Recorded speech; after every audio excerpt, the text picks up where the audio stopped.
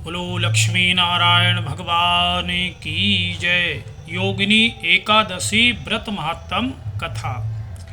युधिष्ठिर ने कहा कि हे कृष्ण, मैंने ज्येष्ठ माह के शुक्ल पक्ष की निर्जला एकादशी की कथा सुनी। अब आप आषाढ़ माह के कृष्ण पक्ष की एकादशी का नाम तथा उसके व्रत की विधि और महात्म का वर्णन कीजिए। तब श्री योगेश्वर ने कहा कि हे नरेंद्र, आषाढ़ माह के कृष्ण पक्ष की एकादशी का नाम योगिनी है। इसका व्रत करने से समस्त पाप हमारे नष्ट हो जाते हैं। इस लोक में सुख और भोग और मरने पर परलोक में हमें मुक्ति देने वाली होती है। इसकी कथा मैं कहता हूँ, जो कि पुराणों में वर्णित है। अब आप ध्यान पूर्वक इस कथा को सुने। हे युधिष्ठिर, कुबेर नाम का राजा अति शिव भक्त था।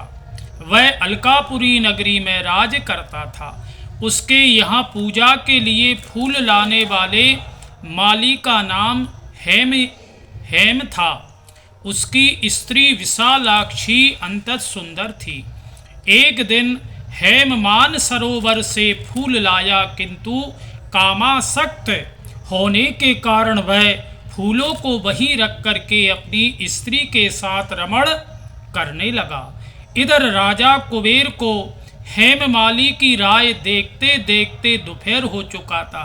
अतः राजा ने क्रोधित हो अपने दूतों को आज्ञा दी कि तुम शीघ्र जाकर के पता करो कि हेममाली अब तक फूल न लाने का क्या कारण है। राजा की आज्ञा से दूतों ने हेममाली का पता लगा करके कुबेर को सूचना दी कि वह अभी तक अपनी स्त्री के साथ रमण में तल्लीन है। इस कारण से वह फूल लेकर नहीं आ पाया। यक्षों की बात सुनकर कुबेर ने हेममाली को उपस्थित करने की आज्ञा दी।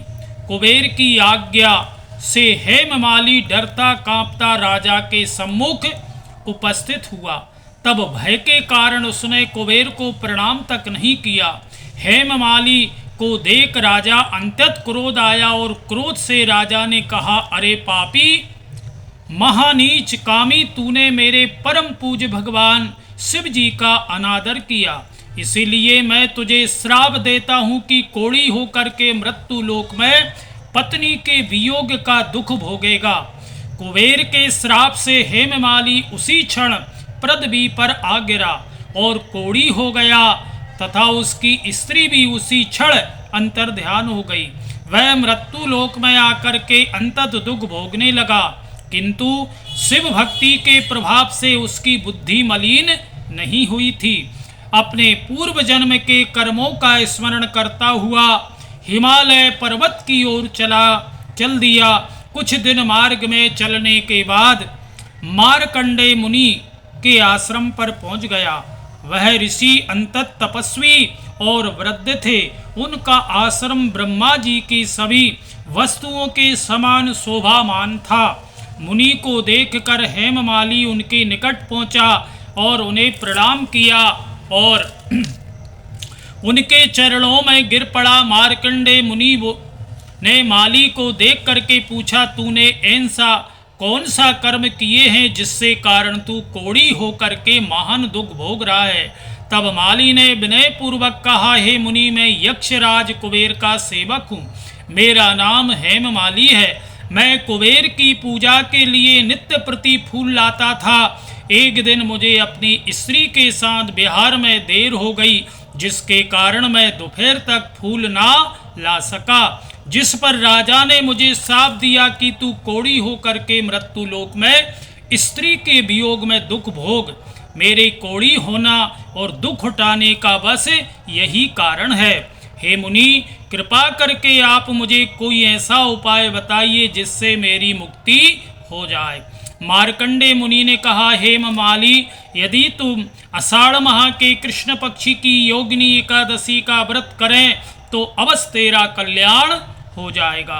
मुनि के कहने पर हेममाली ने विधि के अनुसार योगिनी एकादशी का व्रत किया, जिसके प्रभाव से वह अपने स्वरूप को प्राप्त अपनी स्त्री के साथ विहार करने लगा। हे राजन, इस व्रत को करने का फल 88 सहस्र अर्थात 88,000 सहस्र ब्राह्मणों को भोजन कराने के समान होता है, जिससे समस्त पाप नष्ट होकर के स्वर्ग की प्राप्ति होती है। इस दिन हमें मिश्री का सगार लेना चाहिए, अर्थात फलाहार में मिश्री का सेवन जरूर होना चाहिए। बोलो लक्ष्मी नारायण भगवान की जय। योगिनी एकादशी की व्रत कथा संपूर्ण हुई। जय श्री राधे।